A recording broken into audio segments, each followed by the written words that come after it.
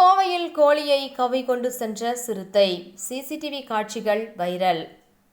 கோவை மேற்கு தொடர்ச்சி மலையை ஒட்டியுள்ள தடாகம் பகுதியில் ஏராளமான வனவிலங்குகள் அவ்வப்போது ஊருக்குள் வந்து செல்வது வாடிக்கையாகிவிட்டது. இந்நிலையில் கடந்த சில தினங்களுக்கு முன்பு அப்பகுதியில் கருஞ்சிறுத்தை உலா வந்ததாக வீடியோக்கள் வெளியாகி பரபரப்பை ஏற்படுத்தியது. இந்நிலையில் தடாகம், சோமையானூர், திருவள்ளுவர் நகர், பழனியப்பா லேஅவுட் பகுதியைச் சேர்ந்த சக்தி என்பவரின் வீட்டின் வளர்ப்பு கோழி இன்று அதிகாலை இருசக்கர வாகனங்கள் நிறுத்தும் பகுதியில் மேய்ந்து கொண்டு கூவிக்கொண்டு சத்தம் போட்டுள்ளது.